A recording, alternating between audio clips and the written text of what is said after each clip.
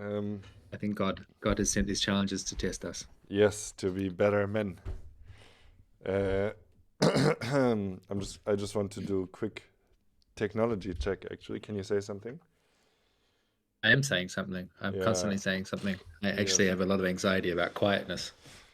Understandable. Okay, I think the technology check is passed. I'm not gonna. I'm so pleased. Yeah, I think I'm just gonna one and done this and not think about it. I just need to do this. Nice, sick. It's Um, ugly. yo. I had a party yesterday. Oh yeah. Mm. Oh yeah. Had some people over. Mm.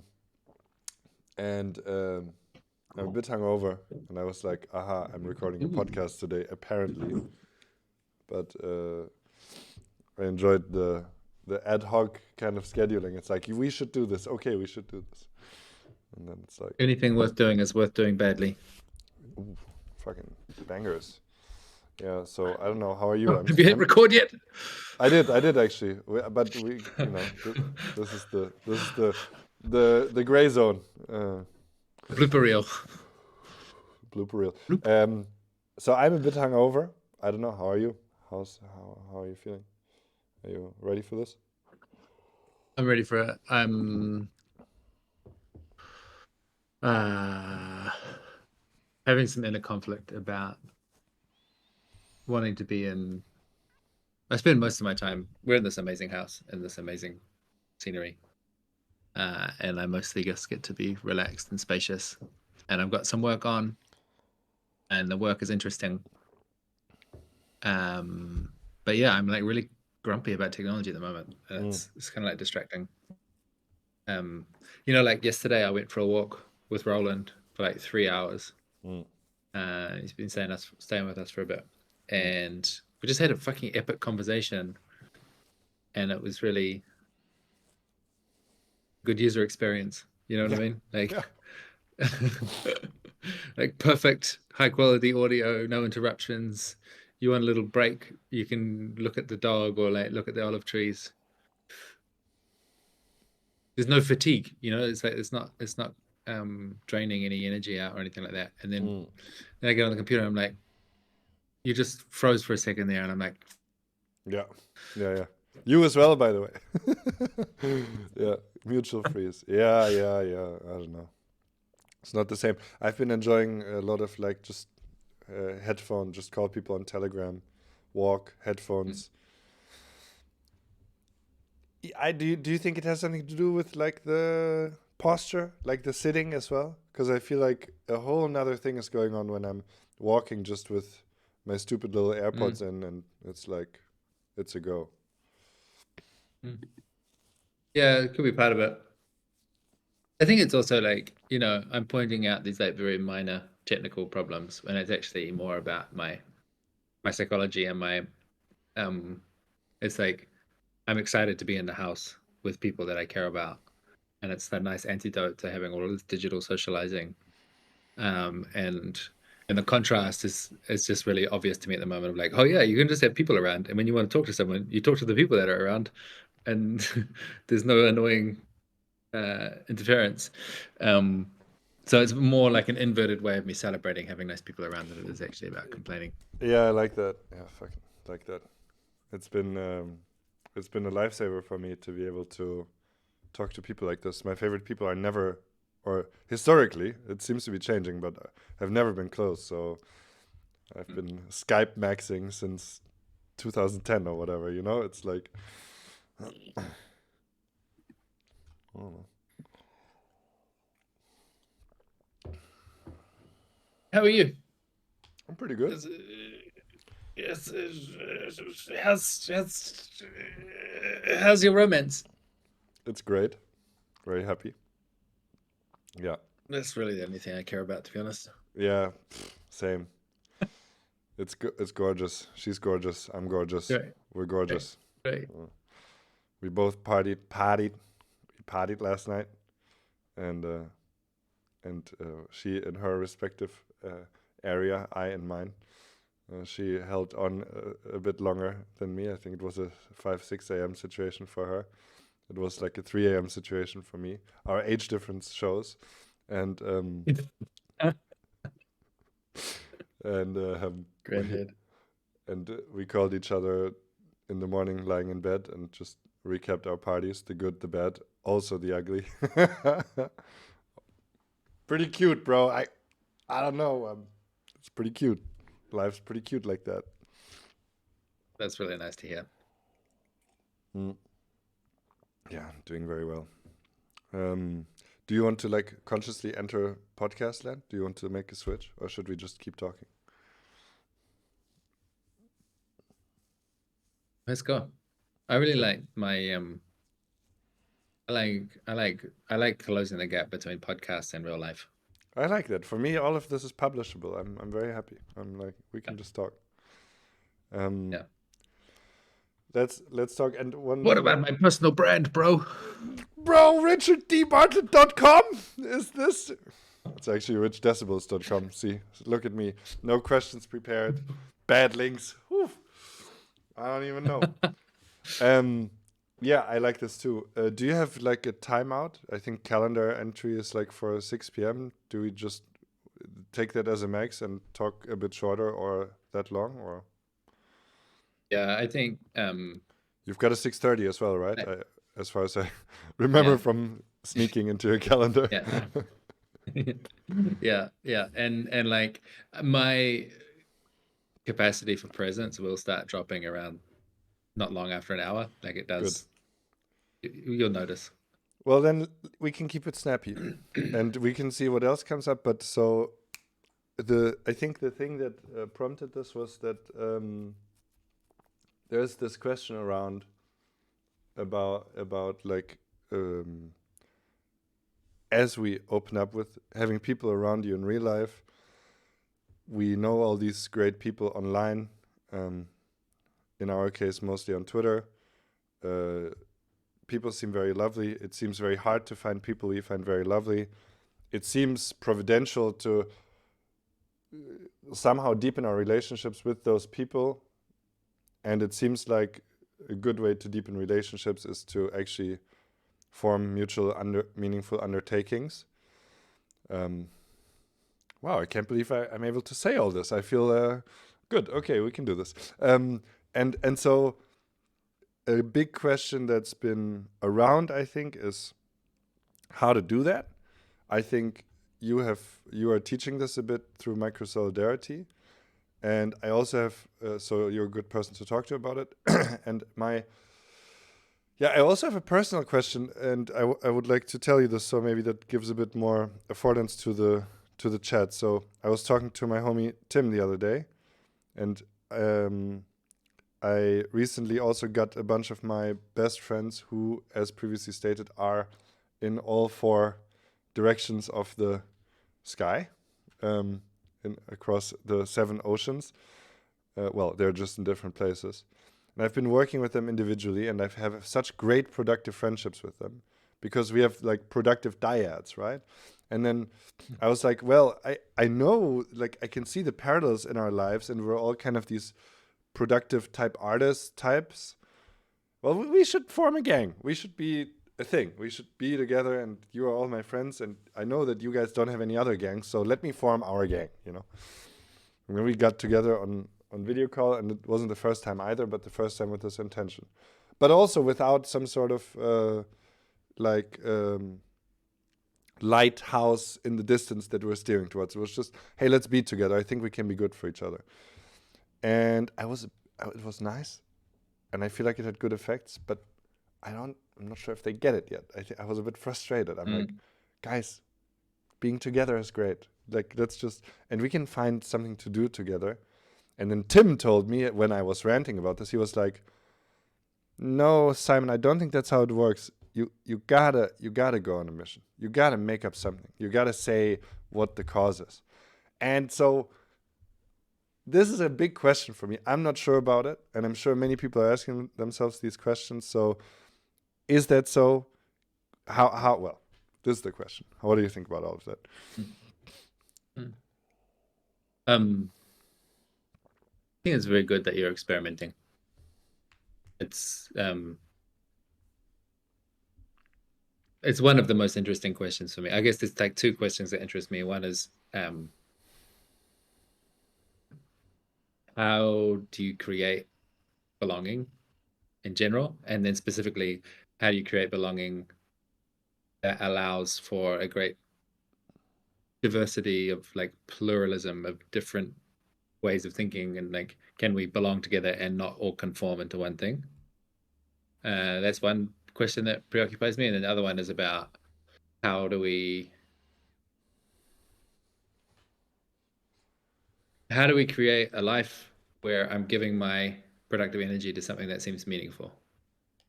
Those are like kind of the two things that are always on my mind, and they fit together quite nicely. I think one of the straightforward ways to belong somewhere is to contribute somewhere. It's like when you know what your contribution is, then it's a lot easier to feel like you belong there. And I think it's also in the other direction. It's like it's easier to find meaningful work when you have collaborators. You've kind of got more freedom. You've got more opportunities. There's things you can do with a group that you can't do on your own. So I'm just, first of all, like celebrating that you're on the quest with me. That feels nice. And I've done some experiments too, and yeah, I do some teaching on it, but I don't think it's obvious or straightforward. I don't. I'm not showing up with a blueprint, right? No. I have this urge to start at the very, almost like the abstract philosophical side of things, like the ontological side, like why are these questions difficult in the first place? And you might have a different answer, but for me, it's like things have been changing in our social structures over the last, well, they're always changing, but especially in the last like 70 years, where we've gone from cultures that are very traditional with very highly specified social roles to, like very clear gender roles, for example, and people would go and they'd get a job, but it's not just a job, it's a career, and you basically stay in the same institution for 30 years or your whole life maybe, and everyone that goes to the same church, more or less, like that this kind of like, we used to have these orienting frameworks which gave people a lot of certainty and stability, and a lot of collectivity as well, like a lot of participation in institutions, in citizenship, in family, in church, in clubs, and now we're in a different paradigm where the old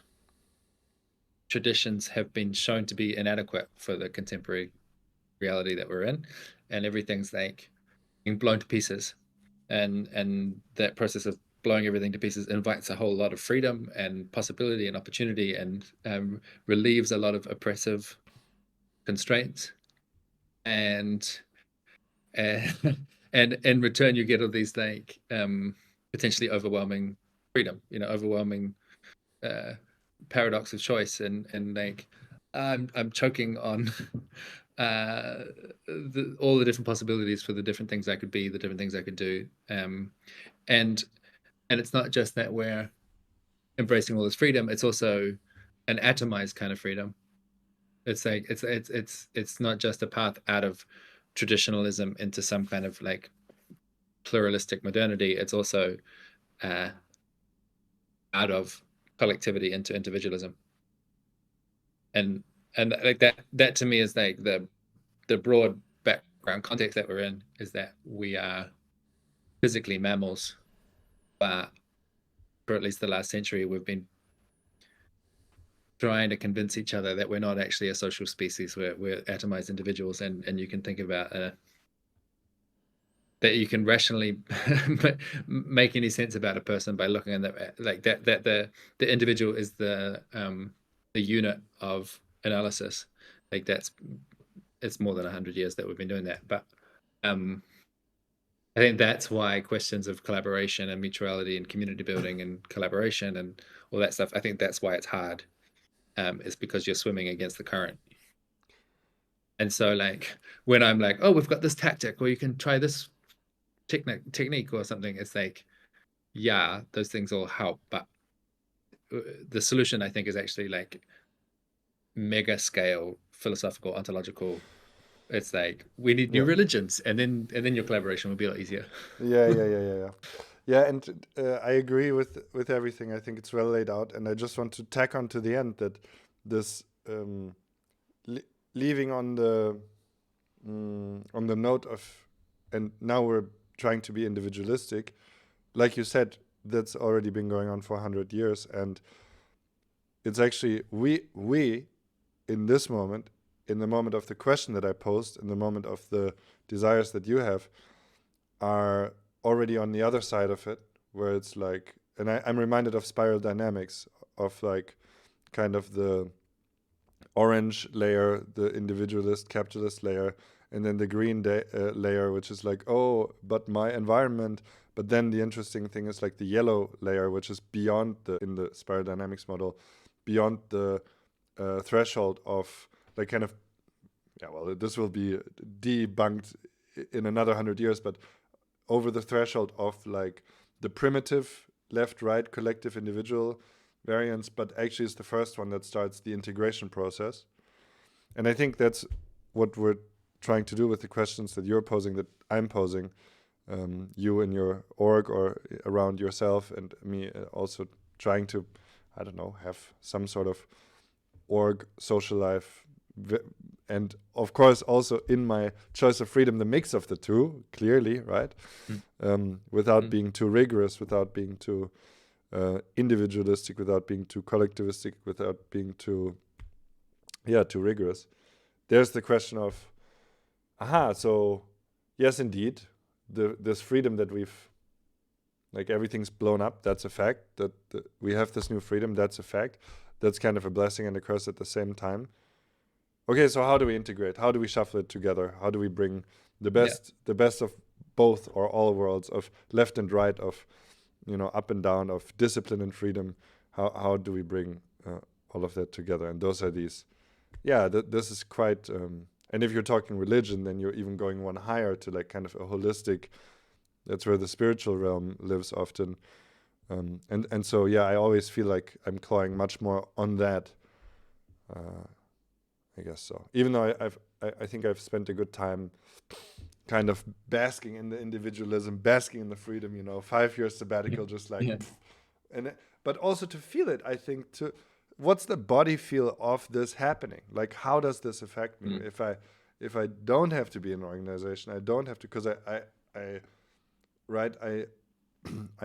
have kind of unlocked this individualistic freedom, at least for a few years, and then pleasantly noticing from my body, oh my God, this isn't everything at all, right? This is like, okay, it's good to have had this. It's a good unlock, but it's like, what? Okay, so that's enough. What now? Where do we go? Let open the. First, the house was a place of recluse, right? And like, leave me the fuck alone, everybody. And now the house is like, no, please come in. Like, I need people here. Like, what's going on? Yeah. I think that the other thing I wanted to say about the big epic scale thing, like, religion or whatever, or not just religion, but epistemics, ways of thinking, ways of being. The point for me of like framing it at that epic scale is to say, it's harder because we're swimming against the current of culture.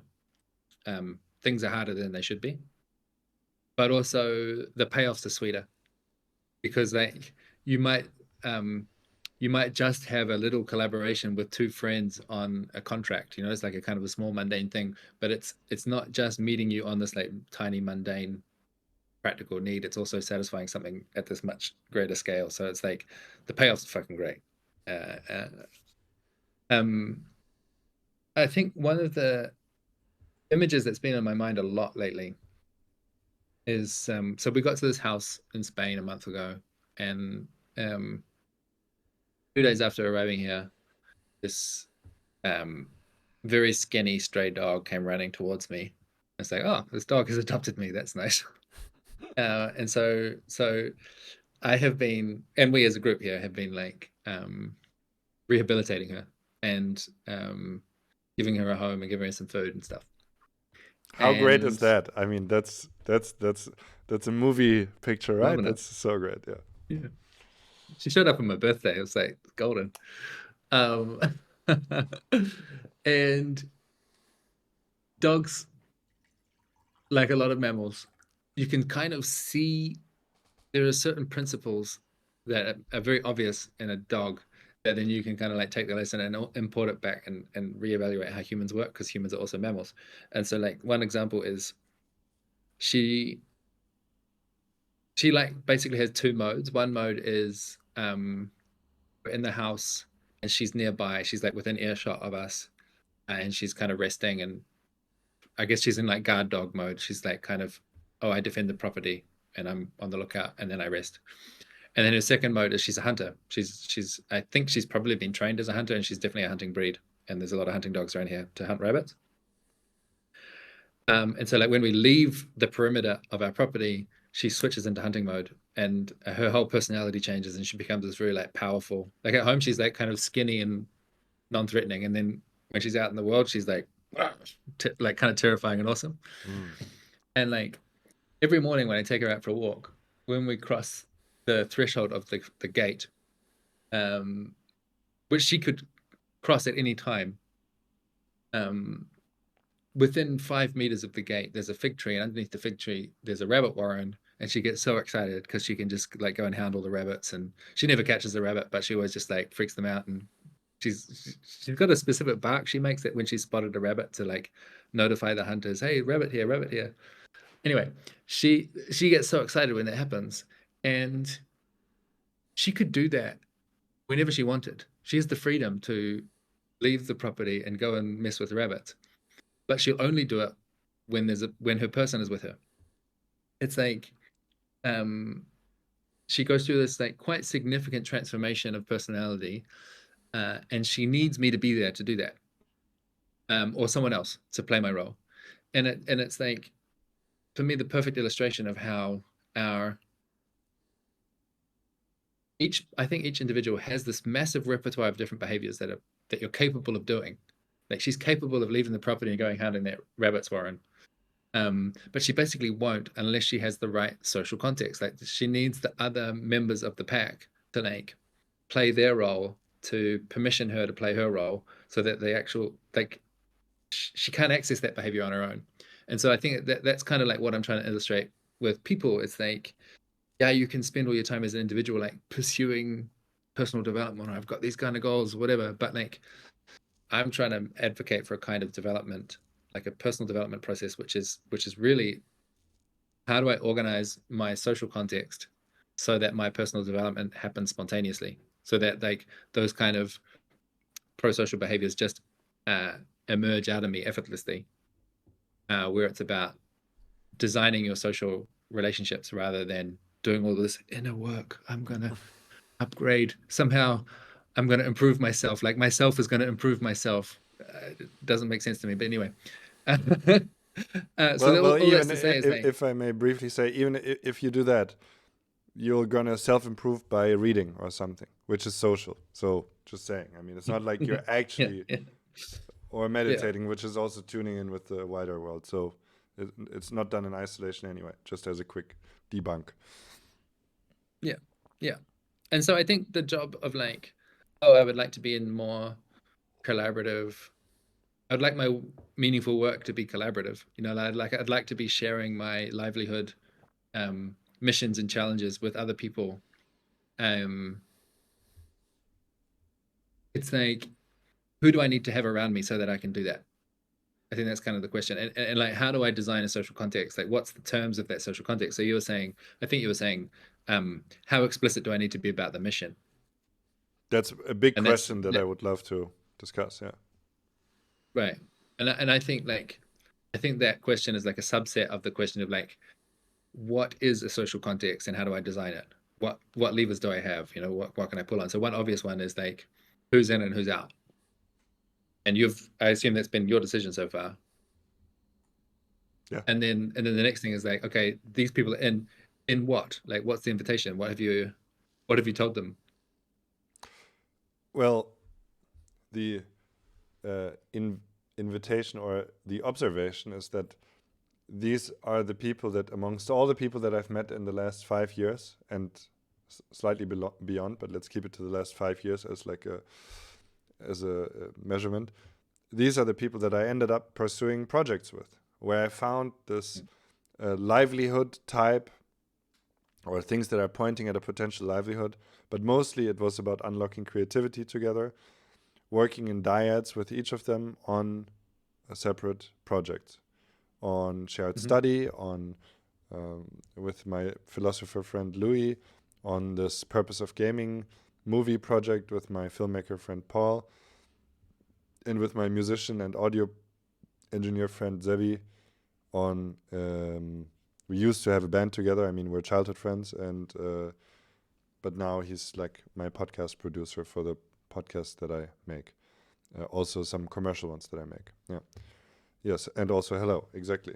And so this is like this star formation where I have like one in each direction, and the times are changing now, and we're all I need to take care of my own livelihood financially more, and so I have less time. Must spend more time on my own immediate surroundings in which I can make money. It's kind of been decided that our projects are creatively great, but we don't want to burden them with financial effort. That's not obvious that can work yet. So maybe which is a debatable thing. I'm saying this could be discussed, and so that's the emergence of me. Indeed, very much like you described, trying to see how can I even be effective. That was a big question for me of like, well, I by myself seem to be doing nothing. And according to your logic, it's like, yeah, no shit, dog. Like, yeah, like, is anybody going to make you do anything? It's like, no. But okay, sitting together with a homie who's got some fire, and me as well. And it's like, okay, what should we do? Well, we do something, we try. And it's something different every week maybe, but we're trying, we're doing. It's like kiddie stuff. It's great. And that's the emergence. And then the invitation is me seeing, okay, guys, I'm gonna have less time with each of you. I still want to see each of you, but you also all three exist. But why do you exist in isolation? Why aren't we a group, right? Because I can vouch for all of you deeply, right? Like deeply, deeply. I've spent hundreds of hours with each of you. I actually tell every one of you about each other, because I speak to each of you every week. So it's like, why am I telling these tales? Why aren't we just telling each other these tales? And so then that's the emergence, and then the invitation is like, hey, let's form a gang. We should be together, because I love you guys, and I've always had a dream of my best friends being together. So it's a bit of a personal, this is what I want, but I thought that was good. It was a good start to say, you know what, I'm not going to make up some sort of arbitrary mission. I just love you guys, and I think, and they've met each other a little bit. I think you'll all get along. So let's be together. Nobody else is going to say this, so I got to say it. Let's be together. Very innocent from the beginning. Yeah. So let's just go to the extreme case of you adopt this persona. It's like, I've got a mission, and Jim, you're playing the drums, and Bob, you're going to play the clarinet, and this is precisely I've written all the notes. Yeah. This is your role that you've got to play. Like, I'm assuming that doesn't sit naturally with you. It's not your like natural way of doing things, and I want to know why. Like, what's the principles behind that? Yeah, that's true. I feel like it wouldn't sit well with the others too, but that I'm not even sure about this, because this is an interesting proposal. So, well, for me, it's like,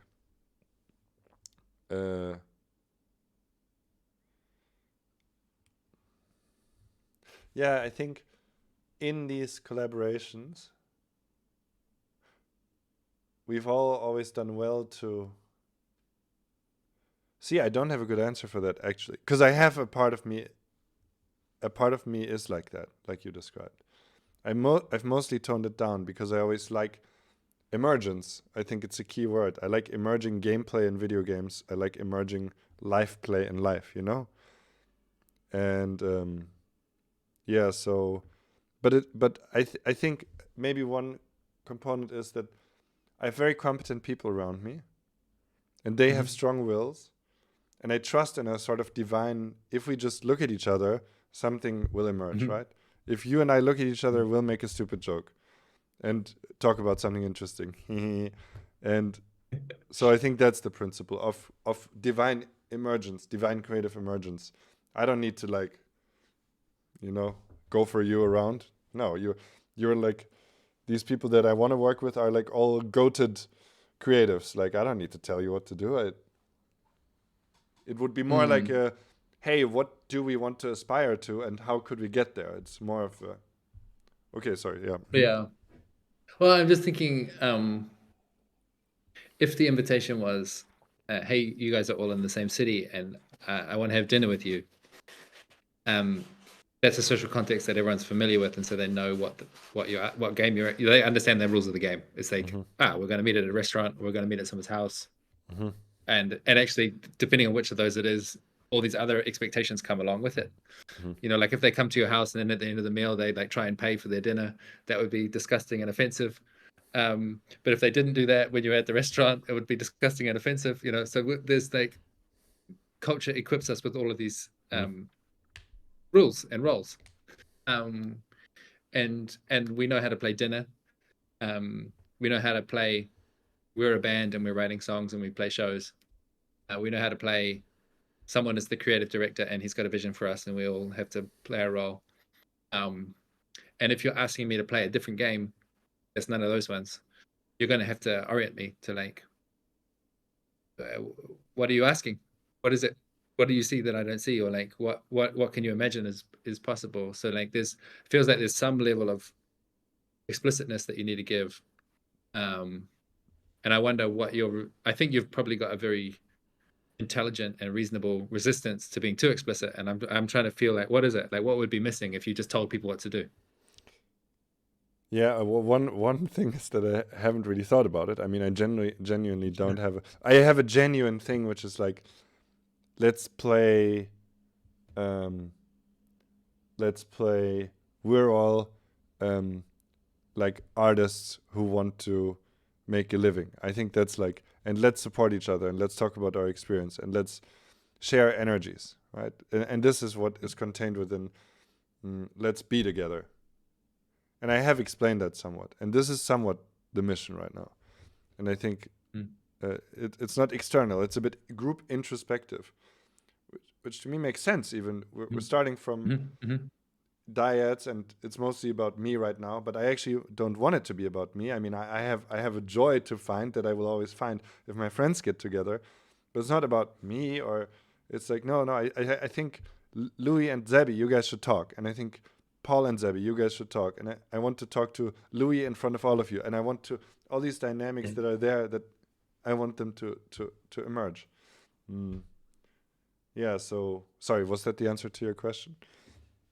It That's, helps. It does. It helps. It's like,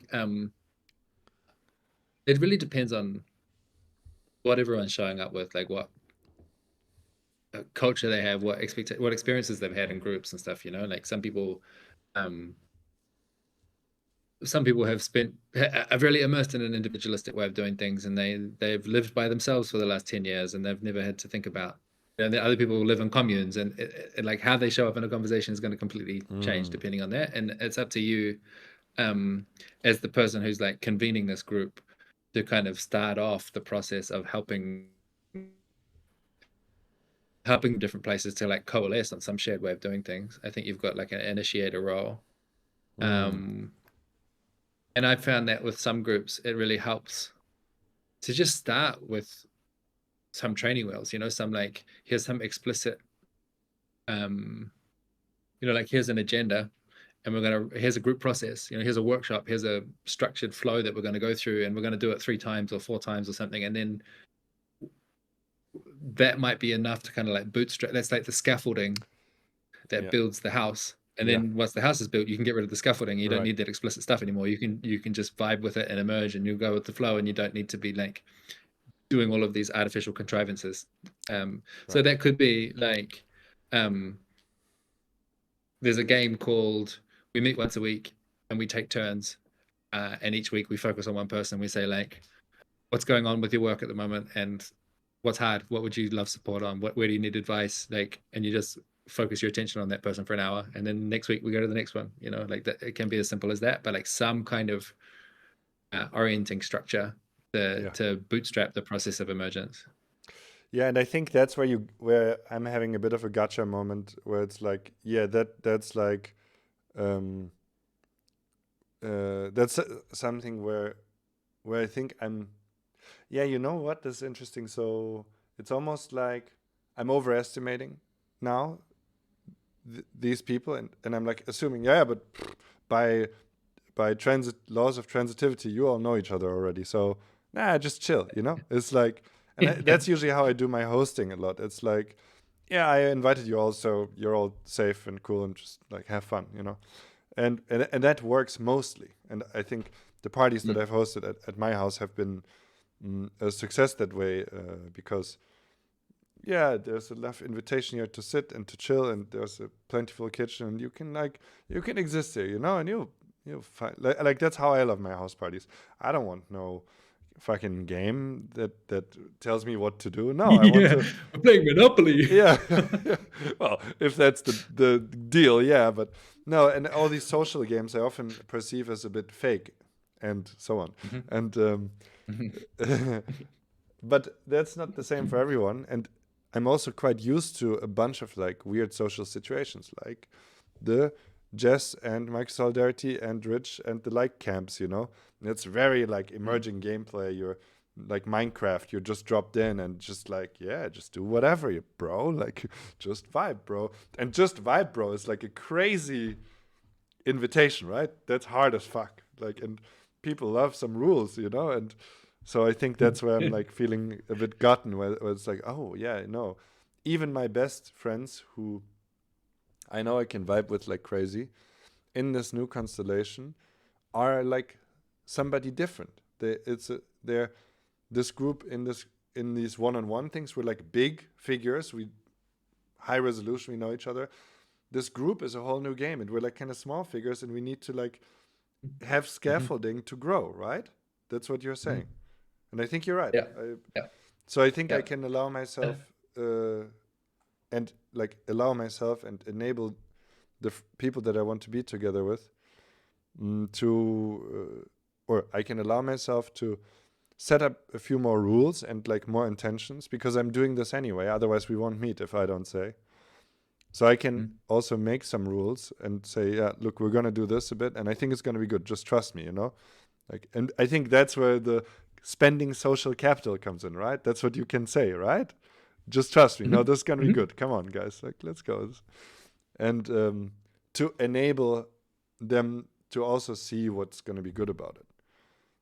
And it takes a few turns. And I'm coming at you from like, we've done this once and it's been not as enthusiastic as I would have liked. And let's repeat a couple of times, right? So yeah, I think I want to say that as far as my way of thinking, every group has a social contract. Every group has a game that it's playing, and it's just it's not like, for example, it sounded almost like you were saying with Jess Camp or Rich Camp or something that we're just vibing, as if that's a separate category.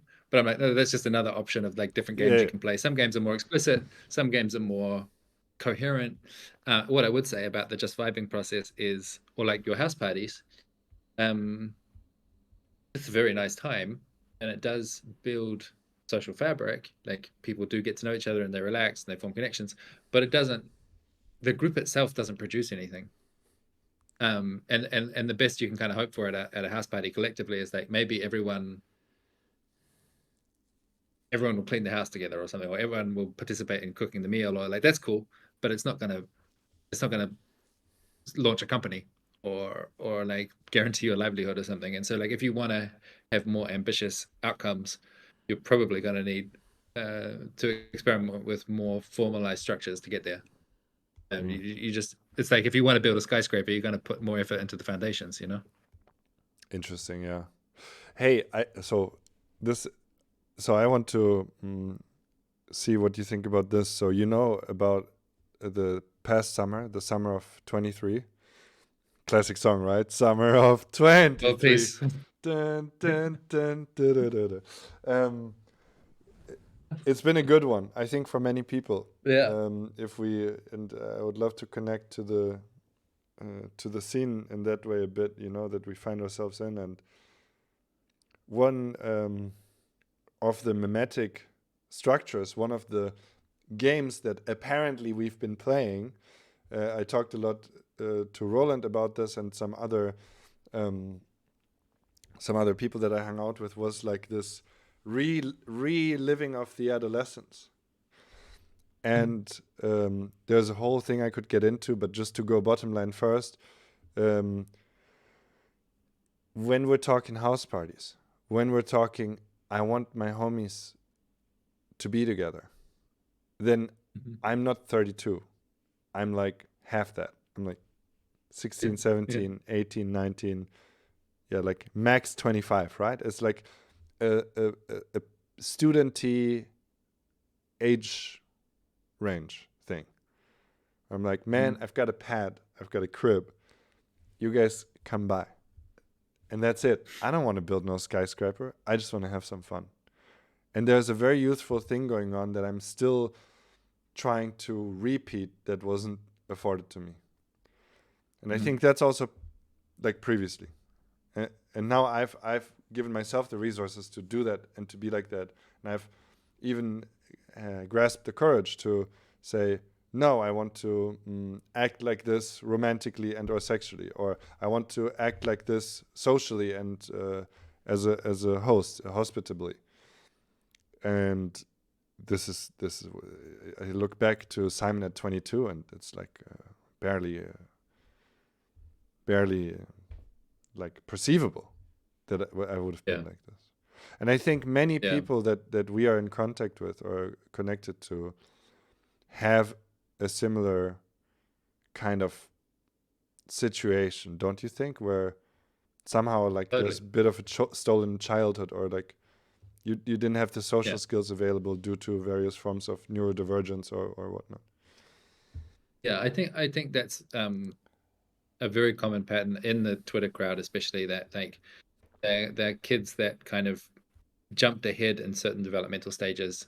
So, for example, have this like trans-paradigmatic thinking where they can zoom above any ideological tribal debate and kind of like see the dynamic for what it is without being hypnotized or like hijacked by any one ideology.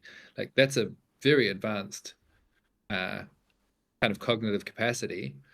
And it seems like they've earned that, which might have, you know, the more like normie life path, you might only get there when you're 50. It's like they got there when they were 19. But in the process, it's like they were maxing out those stats over there and just completely failed on the basics of like, how to be an adolescent, you know, like how to have just like a nice, what's it like to have a nice crew of people that you like and they like you, which to me would be like the ideal adolescence that almost none of us had. I do think of it as like a remedial, I call it remedial stage 3, you know, the Keegan stage 3 thing, like this thing. I need to go back in to vibing with my homies. But like you say, it's like this loop, you go back into it and then, okay, I got that.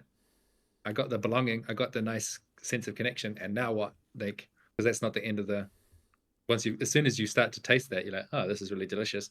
And then like 5 minutes later, you're like, is this it? Like, are we just being, or are we also doing? No, exactly, right. And but you got to get there as well, because otherwise you're because it was easy for me to have a career, like, and to work somewhere which I cared about, but I it was a real hole in my heart to work on this amazing thing, Twitch, right? And I've had a crew, but my crew wasn't my crew. I could feel it in my heart, you know. And it was okay. Maybe this is interesting because it was like the toxic version of what we're talking about, like a bit of the yes, we do have a mission, but you don't have the right people. So a bunch of people who all individually decided to be on that mission is on that mission, and yeah, we can go. We can do the work and we can have a drink and we can kind of celebrate each other. But for me personally, the connection level was always like 3 out of 10 or something, right? Like, and I didn't even know what a 10 looked like. It just I could just feel it, and yeah, I think that's why I like my things a bit pure at the moment, you know? And when I'm forming Mhm. this group with these homies, I'm like, I'm not about to like tell you what we're gonna do, because the classic scenario is like a bunch of kids grow up in South Berlin, and they like each other and they hang out and they drink and smoke dope and do what kids do, and they go to music concerts, and then they're like, what if we produce some tracks? And then you get like BHZ, which is one of the biggest Berlin rap groups right now, and they're like crazy and organic and from the times that they're in, and it's like, that's culture, that's the good shit, right? And and the lack of not being afforded this crew growing up, right? That's like, no, let Mm. me try to return to that, and then of course we can do something because we all wanna. But first we gotta vibe. First we gotta hang, and maybe these people are not gonna get along, and then I'm not about to make you do some stuff, right? Yeah. That ain't right. Yeah. Yeah. That again comes back to where I started on the ontology, you know, like the epicness of the challenge. I think when you're dealing with something that's such a high complexity, high uncertainty problem to solve, uh, it pays to run 100 experiments. You know, like don't be too attached to any one particular thing going any one particular way, but just try a lot of stuff because you're trying to transform your way of being as well as like have a nice meeting. And it's a very unpredictable process. And so like through the process of trying a lot of things, you are being changed, and your priorities are changing, and your language is changing, invitation is changing, what you're paying attention to changes, and then eventually you're like, huh, then suddenly it starts clicking. Um, which reminds me, that whole process is vastly accelerated by, you know, like with Microsolidarity, I'm always describing things in these nested circles of belonging. Yes. Um, that experimentation process goes a lot faster and more efficiently when you're inside of a bigger context that's also learning and sharing what they're learning with each other. So that makes me think, okay, you've got this little crew, you've got the band of wizards, but what are they inside of? What are they inside of? Yeah, good fucking question. Like, first instinct is to say, yeah, nothing in particular, because we're all from different Mm, places and different directions, and the only connective tissue in this case is I, which is, mm, I can see that's, I mean, that might work, but also, okay, and then maybe the shared context of being an artist and all having studied and mhm, struggled to mm, express ourselves and to make a livelihood through creativity. Maybe that's actually, mhm, and so thus we're in the world, and that sometimes is antagonistic towards. It's hard, right, mhm. to be a filmmaker who is rigorously interested in the pure exhortations of his soul and not really what the market wants or something, which is like describes my friend Paul quite well, I think. But so that would be, yeah, maybe we're in that. But it's like, I thought you were describing you, bro. well, yeah, no, I feel more on the no, maybe actually maybe I don't know, maybe. But I was but I feel like, so I'm curious what you have to say about it, because I feel like the initial, okay, it's just me and the boys, and we all met kind of randomly, but also by the gracious hand of God. So that's pretty good. And then, uh, but then the society and how that's like super big, right? So there's no nice Yeah, nesting. yeah, yeah. Yeah, shout out to God. Thank you. Yeah, And we love. need some more that, you know, like that I think God is the biggest circle we all have in common, but it's nice to have some smaller circles in between that, you know, like a ladder with these distinct steps. And it just makes me I agree. wonder, like, um, yeah, are there events, like, is there a kind of a festival or a conference or something that you'd all be excited to show up at, you know, where you have a common interest, and you can have your little crew where you're like, we all love this thing on stage, but we love each other too. Like that combo is really, really nice. Yeah, that's nice. Yeah, that I will ponder this. And I've been thinking a little bit. I haven't had time to really think it through, but I was thinking about maybe hosting one of our beloved gatherings in Berlin, um, like some sort of tree week or whatever. And Yeah, I know. And it's like that would be a thing, because what I see there is like, yo, I've got all these homies from different times of my life, and here are all these fucking cool Twitter homies. Like, yeah, let's all get together. You know, it's like rounding up Yeah. everybody from all times, and that that would be great. I've always had this dream that, yeah, one day I will get married and then all my friends will get together. And it's like, no, bro. Like, yes, as well, but like, do it before, just because you want to. Yeah. And I think Yeah. when we're talking about like mission and wanting, and I think that's something I've worked on a lot. And well, you know, I'm sharing all of these personal things in the hopes that they resonate with somebody, given that we're on a broadcast medium. But um, I'm not trying to be so selfish here. I just feel like maybe many people feel like that. And Yeah. just saying, hey, I want all my friends in one place, and they can, you know, pay for the expense, but that's actually going to be worth it. And I can be the guy from all of my friends who says, no, but it would be good if we all got together. Like, that's kind of rare, isn't it? Like, that's kind of not obvious. But I feel like in like more normie circles, it's like super obvious. The same fucking group of 7 people, 3 boys, 4 girls, and they go skiing every fucking year, you know? And it's like, I don't know that. Like, I need to really contrive the that I'm allowed to do that, you know? Like, you can just do that. What the fuck? You can Like, do why? it. You can just do it. Yeah. And you know the awesome house parties you've been throwing, you can just make one of those that lasts for 5 days, you Pretty know, much. and make sure there's enough beds for everyone so you don't have Yeah. to leave. Yeah. True that. I had an idea that just kind of like slid in sideways, which is Yeah. kind of like one of the puzzles here, I think, is like, how do you identify what you have in common with your crewmates and make that common interest? It kind of inflate. It's like, if you think about it, we're all individuals, and actually we have something in common, and that's like a tiny little island that's big enough for us all to stand on. And then once we're standing on that common interest or common value, then we can start expanding it. So like I said, you know, we could go around the circle and talk about what challenges you face at work. But like you were just describing some of your heartfelt desires, it's like everyone has heartfelt desires, you know, and like maybe there's some process to just hear about what's the best possible outcome of your arts career, and like let's dream into that together and really like get behind you and help you illustrate that and be courageous about like how successful you could be, you know, on every dimension of success that you care about.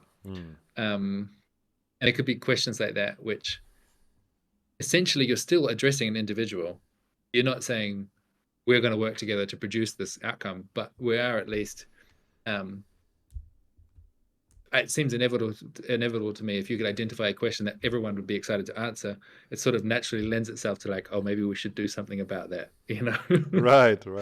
You tell each other stories, and the joke of telling each other a story is that somehow, if you truly tell and you truly listen, then you become invested into it. And whoops, our lives have merged.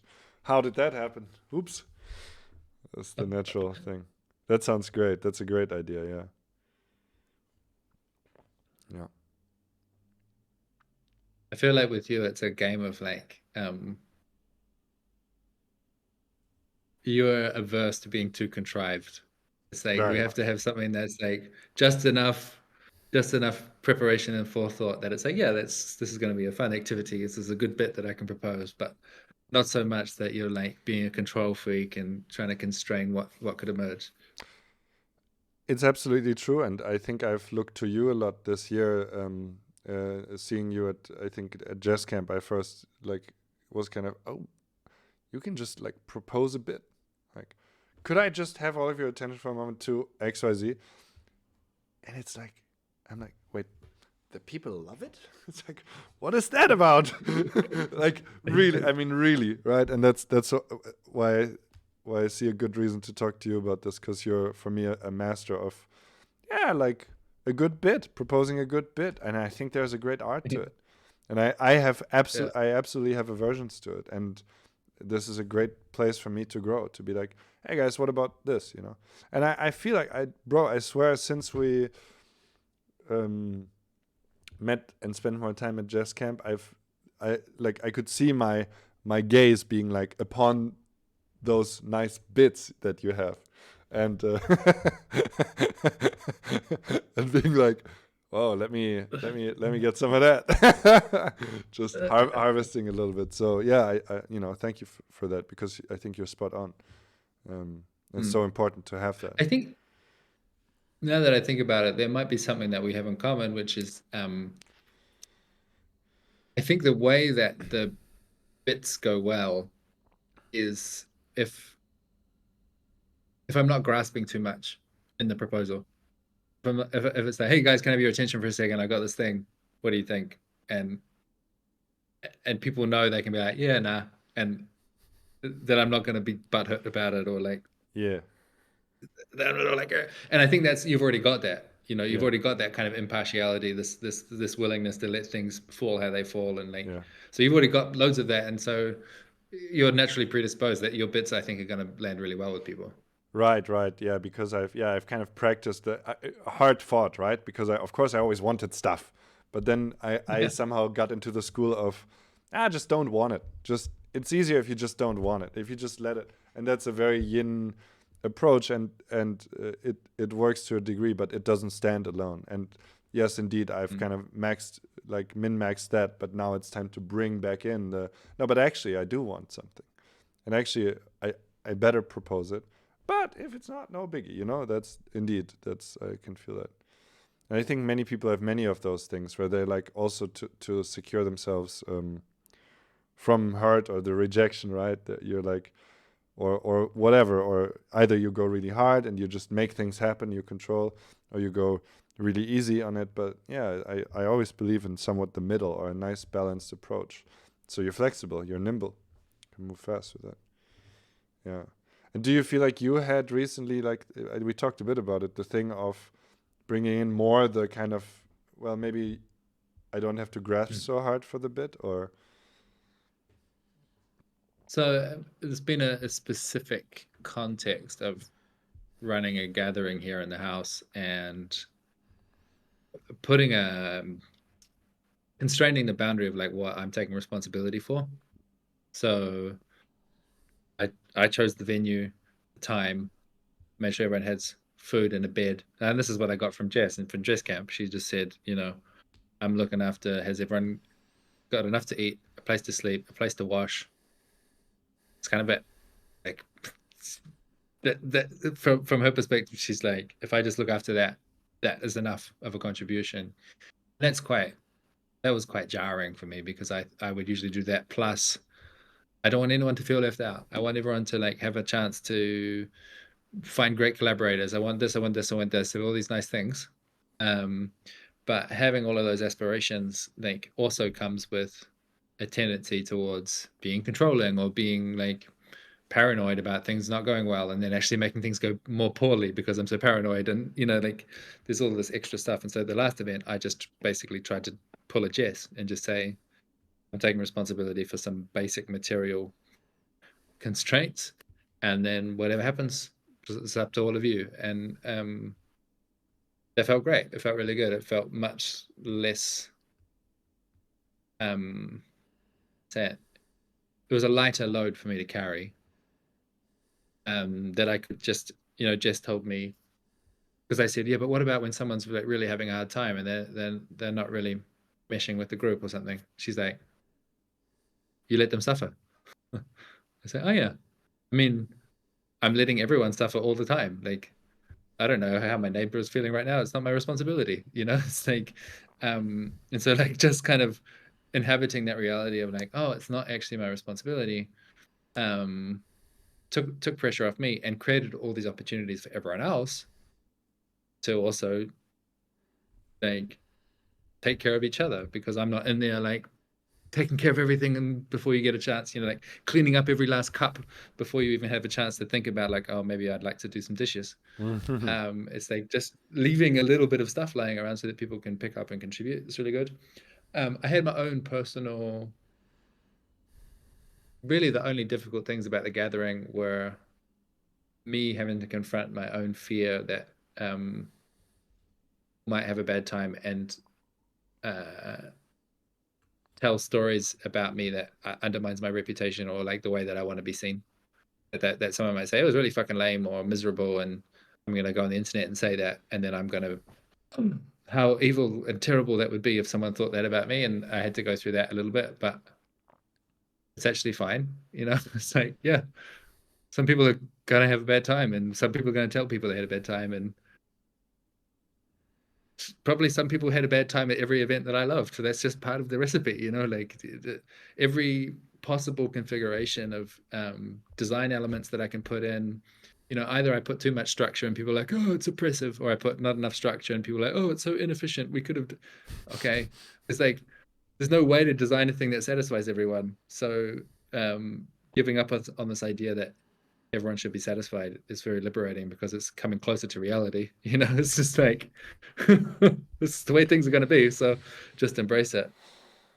Yeah, fuck, you're creating a slice of reality, and well, that slice itself will contain all the realities that reality contains. It's like, and I also really love that you said, and that Jess said, let them suffer, which can sound a bit callous, but I actually reframed it instantly into a very wholesome, and the letting as in allowing, because you know, I think a big part in the Twitter community, or the people we surround ourselves with, is maybe not having been allowed to suffer, and to be allowed to suffer, to be let into suffering, and then to be witnessed. I think was a huge part of the summer camps that I spent time at.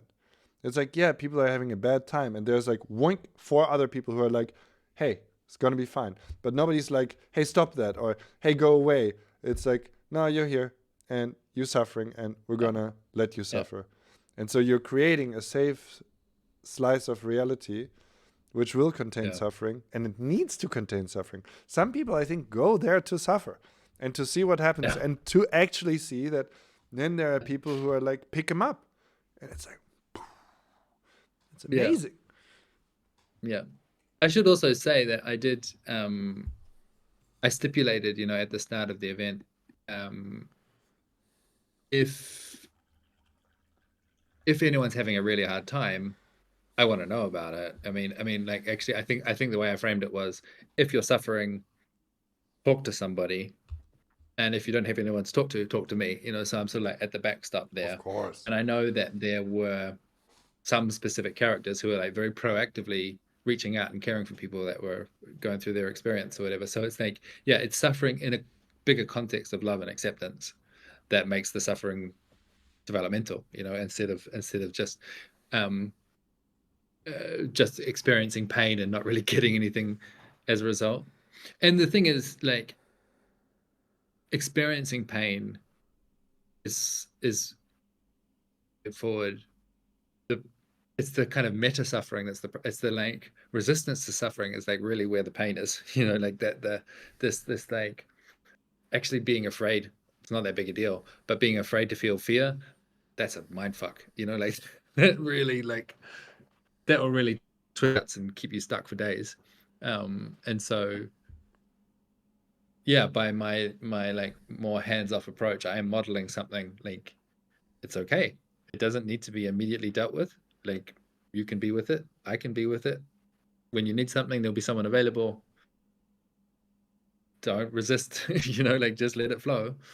And for the most part, the people that I were concerned about, you know, I kind of had almost like a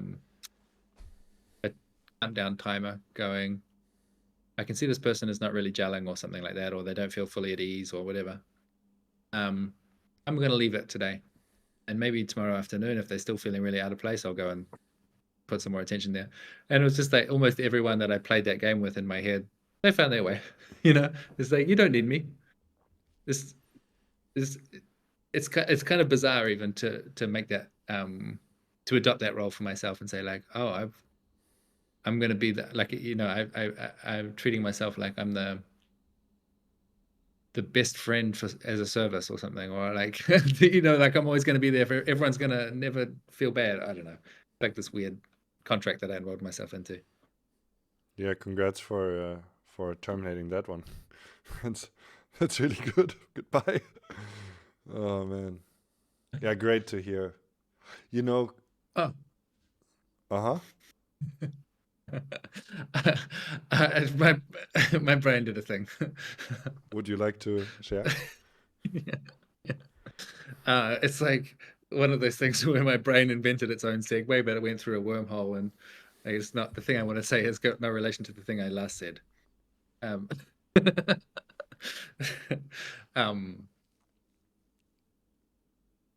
when it comes to building foundations and scaffolding and not over engineering things, I have one other recommendation. So there's one which is they do a lot of experiments and try stuff and be adaptive and don't be overly controlling. Okay. The other thing is invite the other people in the group to reflect with you on how the experiments are going. So like do a few things, and then on the fourth call or something, you say, hey, how's this going? Like, what have you enjoyed about our time together so far? And like, what's been disappointing? And like, what suggestions do you have for how we can do things differently? And it's that moment of like enrolling people to start paying attention to the social norms that they're inside of and say, hey, these are up for grabs. We can change them. That's a major magic trick. Fuck yeah. I think so. Yeah, I always feel like this in yeah. Also in when doing coaching, because you're kind of doing like it's a bit of a contrived, yeah, let's have a conversation about your problems and we don't know each other, let's go. Like it's like there as well, there's always this, for me that's really important to be like, we can do this, I mean, here are my suggestions, but we can do this however. Yes, that's great. And that's really, I've had many experiences this year meeting so many new people and going into closer relationships with some of them, that where like then there's a time it comes with argument and disagreement as well. For me, it's like, okay, so well I don't like that, so why did you do that? And then I just thought no, and it's like, yeah, okay, but yeah, I don't like that. Oh, so what are we doing here actually? And how's it going? And then when you're in an argument, there is a very clear, the question like, what do we want from each other comes up. Because in the argument and the disagreement, it always brings up the possibility of, what if we don't do anything with each other, right? Like, and kind of a very key relationship conversation. And that's the same thing that you're describing, right? It's like, Yep. this is water, right? It's like, so how do we like it? And I think the thing is, when there's no arguments, that could be because you have harmony, or it could be because you have apathy. And that, like your group is not going to be sustainable if people are apathetic towards each other, and you're probably going to have to go through a process of disagreement to like build that. Like, I actually care about this. I've got a vision for how it could be. I need you to show up in a certain way if we're going to get there. Do you want to come with me or not? Like, come on, dude. Like that process is like uncomfortable, but once you cross that threshold together, it's awesome. I know you talk. I was actually going to ask you about when I prepared the podcast, like in the shower this morning. I was like, what if Rich and I run out of things to say? Yeah, preposterous, right? Preposterous thought. But okay, I was going to ask you about disagreeability, and this is kind of the topic, so maybe we can cover it a little bit. You have this as a bit, right? Like disagreeability coaching or whatever, like somehow promoting disagreeing or disagreeability. We talked about it now a little bit. Is there anything else that you would like to point out about it? Yeah. First to say that the bit kind of emerged, like every good bit, like a meme from the collective intelligence.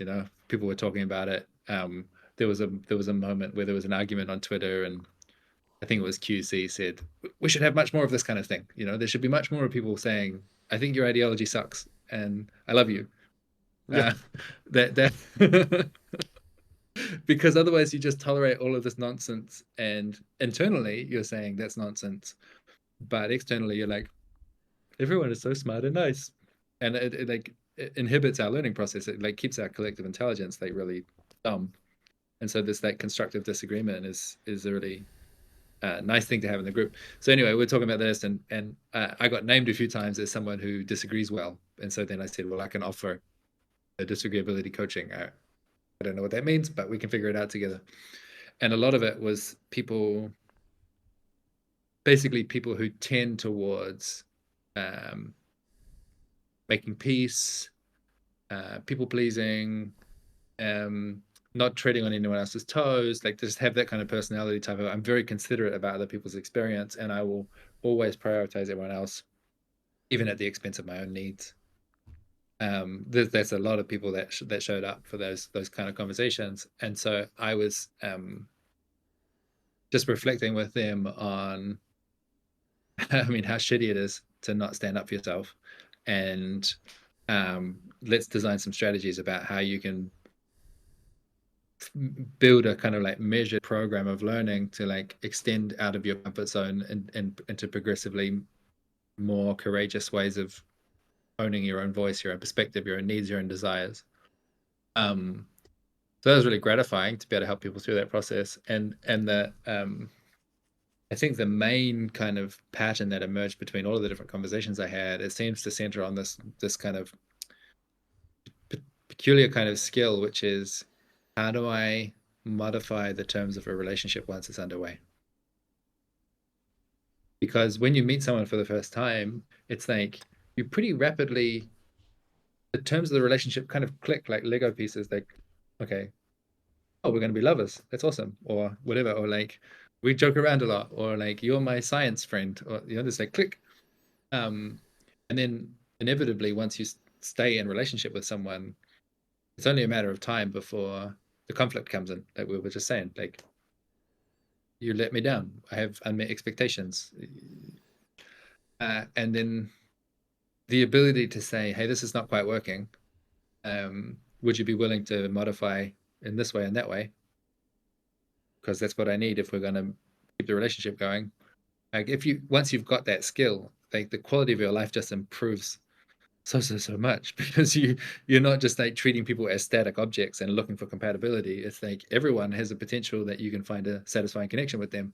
It's like you go from, there's 5 people in the world that could be my friend, to like there's 5 billion, and I just need to have that conversation with them. It's epic. So that, I think, is really where my heart is like teaching people that skill, and just disagreeability is kind of like the buzzword that gets people in the door. I love that a lot. Also anger. I think it has a lot, for me, it has a lot to do with anger. And I want to share some personal stories because I think that always illustrates things well. So, because I got out of a, I was very much, despite most people who know me now would experience me probably as quite like disagreeable and forthright. But especially in a romantic context, I got out of a relationship 3 years ago. And well, I think what I usually put into my ledger of faults in that relationship was that I didn't disagree like hard and fast enough with things, which either would have led, and this is I think a key thing, because you're always having this kind of gamble, or like it's a truth-seeking thing, because it can lead to improvement of the relationship, but it can also lead to a decision to, let's maybe not do this. And I think that's key from like sort of an outcome independence to have that available as well. Because if you're true to yourself, very much in the way you're describing, if you feel the feelings in your body and you're like, well, you know what, something here I don't like. And I think that's always the first step to say, hey, you know what, I didn't really like that. Would you be willing to talk to me about that? Because I don't know why. I don't really know what I didn't like about that. But this guy here told me that I don't like that. So we, you know. I think that's really the motion. And then imagine somebody being like, neither, what, you didn't like that? What the fuck? I meant so well. Or like, oh God, you didn't like that? Oh God. But be like, oh cool, you didn't like that. Yes, let's talk about it. Right? That's who you want to be. That's who you want the people around you to be.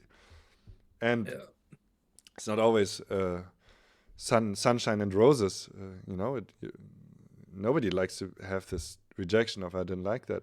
Nobody really likes to say I didn't like that. But hey, man, if you get into the payoff space of that and you notice what actually happens, you'll do this. You'll pay for this with the slight discomfort any day of the week. And I had yeah. a beautiful example of this the other day.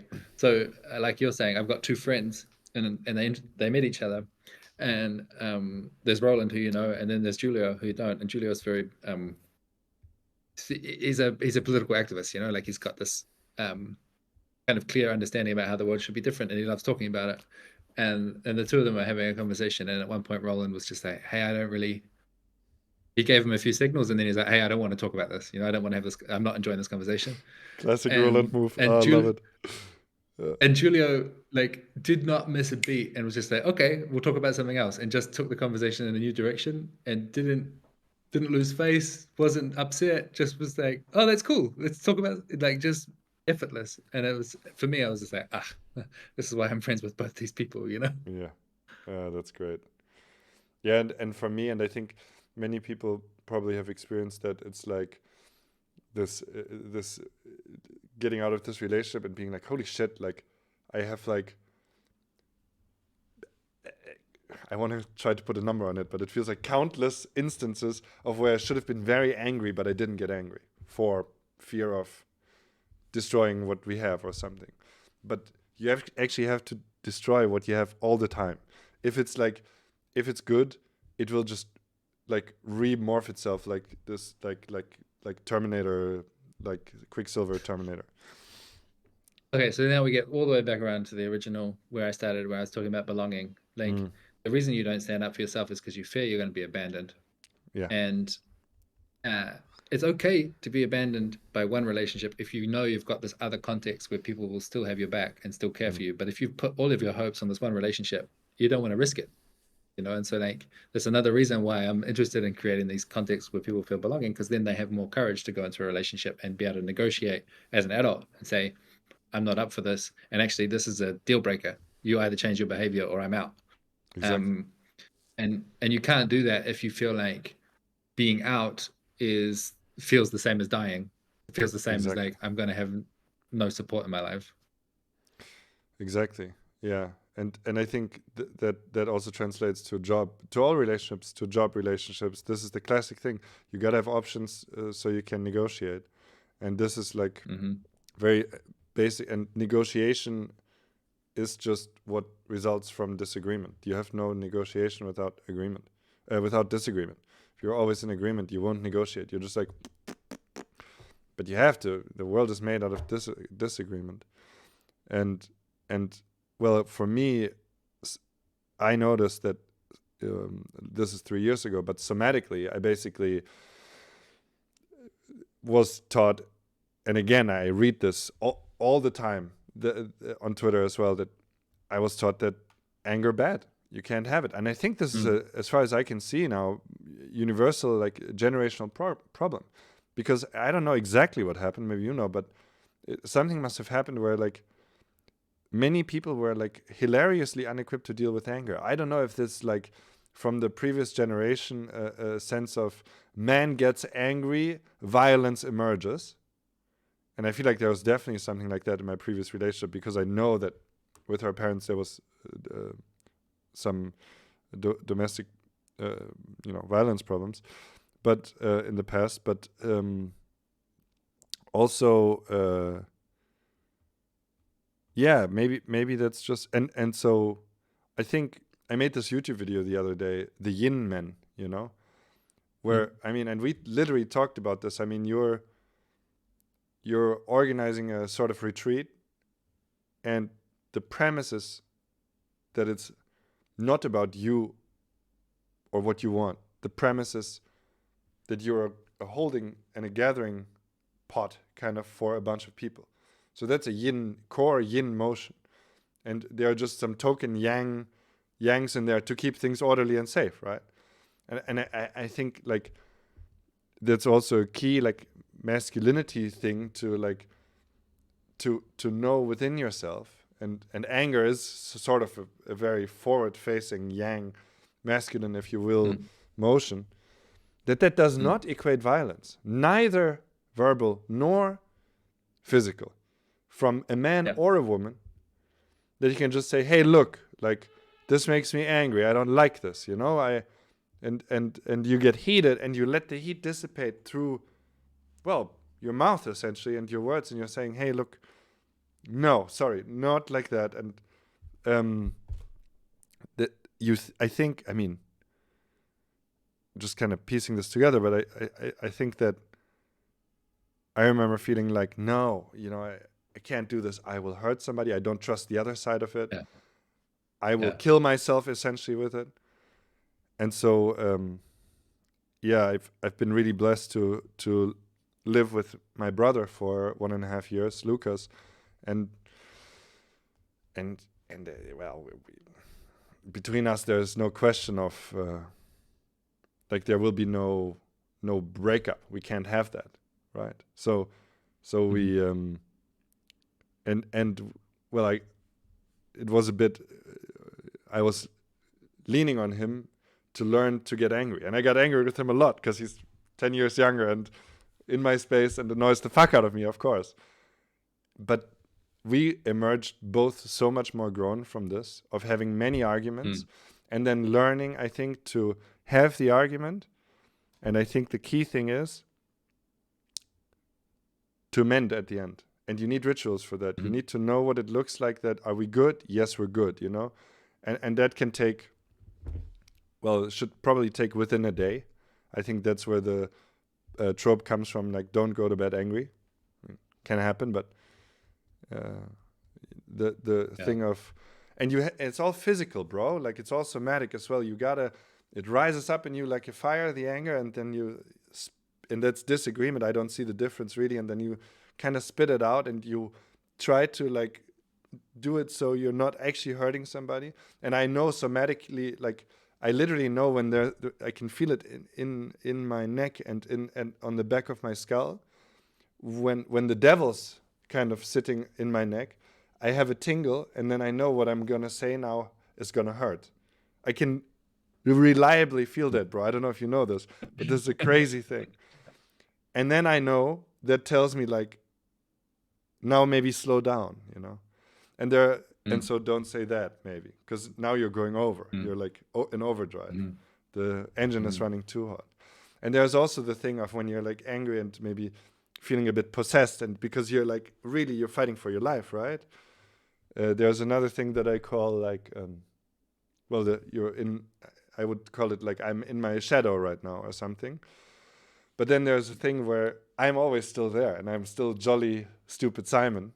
And I've called it like waving from behind the shadow. And it's kind of like sometimes signaling of, and I almost split myself apart, and I'm like waving from behind. I'm like, hey, just apologize to him.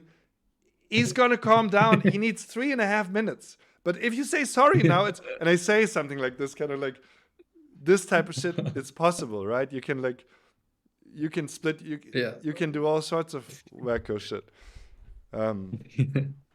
I just went deep into this, but this is something I care about. It's like, it's very complicated if you're a sort of energetic person, you know? And it's I get why people are afraid of it, but that's why it's so important to teach it, I think, or to share it. Yeah, I think it depends on what meaning do you make of that somatic experience? Because if the meaning you make is, oh, when I feel that anger is the preface to destruction, you know, it's the preface to shame, it's the preface to doing all these regrettable things and making a mess, then okay, you're like, anger is bad. But there's a lot of other ways you can interpret what that signal means, you know. And I remember actually Eurydice, who's a cool Twitter friend, she on a podcast said anger is a signal that something important to you is at stake. Like, that's good to know, because there's all these other issues where it's like, I don't really mind. Do you want black tea or green tea? Both options are good.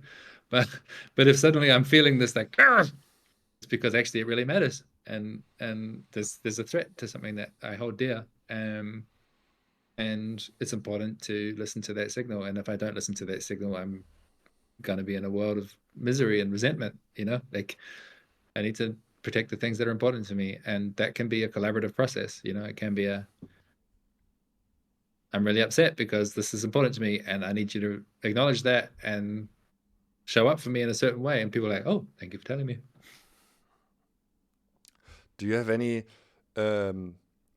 advice or experience on how to mend, like how to end an argument when you've properly let it bubble up?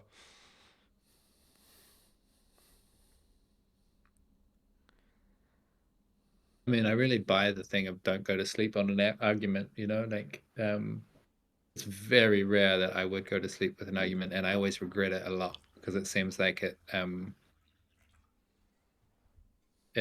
festers. Even if it's like, oh, we just need some space and I'll talk to you about it tomorrow. It's like, yeah, you can have some space, but can we make sure we at least talk briefly before the end of the night? And I think to me, the way to get resolution is that both parties need the experience of being heard. And like, that just means I can let you know I understand what upset you. And often, usually conflicts are actually going in both directions. It's not usually just one person did something wrong. And so like if you can get out of your fanatical commitment to your own perspective and actually acknowledge like, I can see from your side, you meant no harm and you were looking out for this thing and it landed in a really bad way for me. Like just show that the other person has been understood. And if you can do that for each other, then it's like 80% of the energy's gone. But I think the reason that anger is associated with yelling is if I'm not getting confirmation that you're hearing me, I'm just going to keep turning the volume up. It's just logical. It's a good strategy. The problem is like if both of you are yelling and you're both getting triggered, neither of you are listening to yourself or to the other person, and no one's getting heard. And so there has to be this moment where you're like, I actually did hear you. Like, even if I don't accept your premise, I understand that you're upset because you think this happened, or like this is your experience. If you can get that far, just to say like, I actually heard, I can repeat back some of the key words that you said, or like if you can get that far, it's like I say, it's 80% done. Yeah, true. And then yeah, I for me also usually then and then because then you get into agreement, right? Like somebody says what you heard, and then I usually talk a bit more, and I'm like, yeah, and it's like this and that, and it's like and it's like yeah, it's kind of the colloquialism of is absent in an argument because you don't know, and you want to get to a point where you go, and it's like yeah, and then I think you're back, and then And I think in any good relationship, you're both actually looking for excuses to repair anyway. It's like, if you know each other well, it's like, I already know that I upset you accidentally, and we don't even need to have the conversation. We just like want to get back to good again as quickly as we can. yeah. Or also, I notice it in my budding relationship now, where it's like, I had some situations where I told her like, "Oh, but wait, what is that? You're upset about this?" So, and it's like it's not like she's immediately yelling at me, "What the fuck is wrong?" But and I'm actually like, "No, but please tell me." So I know, I want to know you. I care about your experience, and so yeah, we've had some really nice, quiet arguments where we're both like almost shocked. Why are we angry now? But there's something real happening that is not about you or me. It's about what's happening within us, and we need to do it justice, kind of.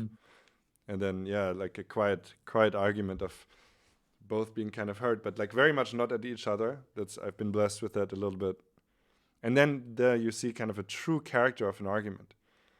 It's like, I'm not angry at you. I'm just like hurt. Like I'm having a experience that hurts me, And it's like, if we're not in this expectation mode of well, that was you, or you did this, or you have to come up with the resource so I don't hurt. But it's more like, I seem to be hurting. It seems to be something that has happened in the last 5 minutes. Yeah. Well, Yeah. how strange is Yeah. that? Well, would you care to tell me? Yeah. Yes, actually. I don't quite know it yet, but what if maybe it's this? Okay, is it like that or more like that?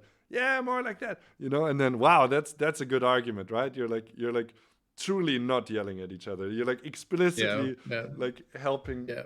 helping your separate selves kind of to figure out what's wrong. Oh yeah, and I experienced this in this situation, how strange. Well, aren't we funny? I love you. I love you. I really had that, Yeah. and Yeah. I don't mean to brag, but it's pretty fucking cool. Like that's like It's some pretty next fucking level cool. shit. Yeah.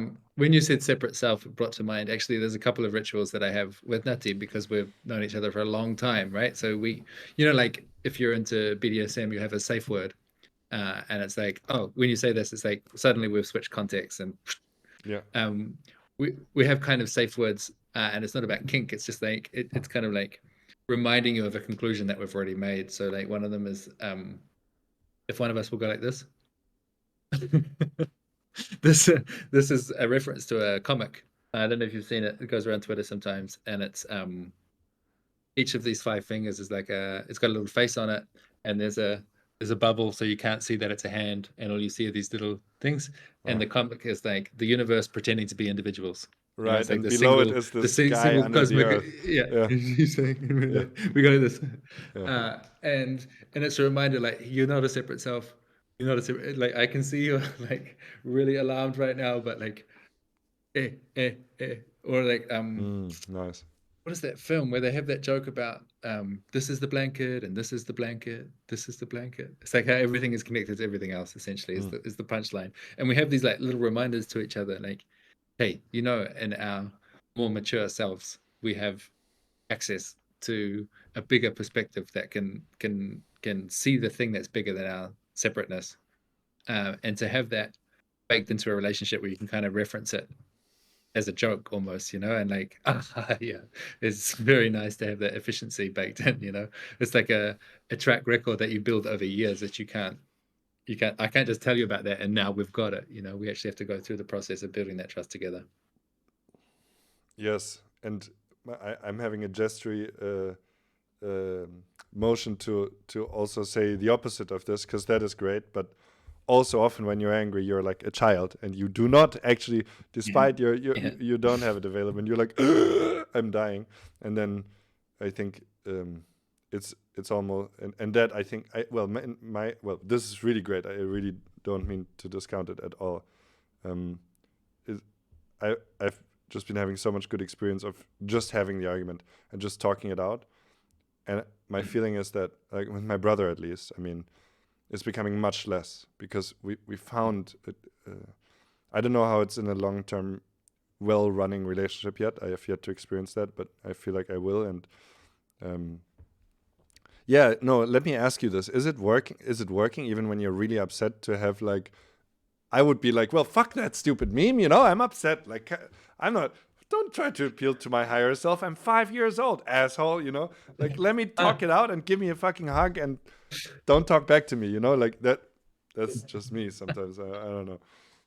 Yeah. It's a timing thing, right? Yeah. I think there's a timing where there's like, you've actually crossed the peak of intensity. Right. And you're on the way home. And it's like, okay, we can take the long way home, but we could also just take the short way. Okay, now it makes sense to me. Yeah. Yeah. That's good. And then you're having like a shortcut laugh, and you're like, oh yeah, okay, let's, I don't know. Yeah. Okay, that makes more sense. Post peak, you're like, Yeah.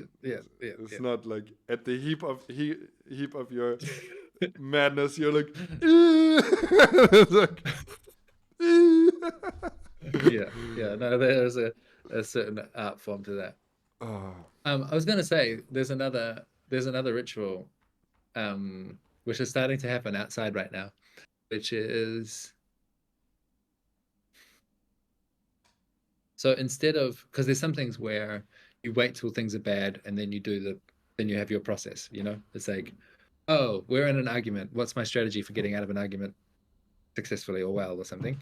But then there's other thing. What's happening outside right now is it's sunset, and all of the members of my house are assembling on the terrace, and we're going to drink a beer and we're going to look at the sun. And it's like a daily process of reconnection. And if someone had a sad time or an angry time, that would be a good time to talk about it. And so like having something baked in that happens every day or every meal or every week or like that, it just happens like clockwork and you just know it's there. I think that's another way to really help to alleviate tensions while they're small, because there's a space where it's going to be welcome and you don't have to wait for it to reach an explosive point. It's just like, oh yeah, by the way, now that we're reflecting on the day, I should mention that this thing kind of got on my nerves, and it's welcome there. Yeah, regular. We can close, given that very soon as well. And what I always tell people, my perception of anger changed when I read this funny book, Radical Honesty, which has a lot of funny parts. Brad Blanton, but has one thing that just stuck with me, and that's all you need to to make a book good, really. And it's the comparison with anger to an engine, to a motor, which literally runs on explosions, like auto motor. And it's like small explosion good, because small explosion moves cylinder, or moves the thing in the cylinder, and that makes motor go. Nice. We go somewhere. It's nice. Stuckness, waiting for a big explosion, not good. The motor explodes. Good. We ain't going nowhere. I was like, motor, good. Going somewhere, good. Explosion, small, good. Big, no. Good. Don't wait. Go fast. Get angry, liberally, nicely, when it's time. Can I tell Can I tell you a motor fact? Always. Do you know why, say, for example, like a Harley Davidson has that very distinctive sound? I do not. Okay, it's like Harley Davidson goes like whoop, whoop, whoop, whoop, whoop, whoop, whoop, whoop, whoop, whoop, whoop. It's the way that the engine is set up. There's like two pistons linked to the same crankshaft, and then there's like all of this dead space, and so it goes bang bang wait, bang bang wait, and it's that asymmetric sound. It sounds so good. He's like, oh shit. Yeah, bro. Yeah, man. No, that's good. That's some good shit. Yeah. I will remember. Yeah. Hey, thank you for this. This is a good talk. I'm feeling much richer now.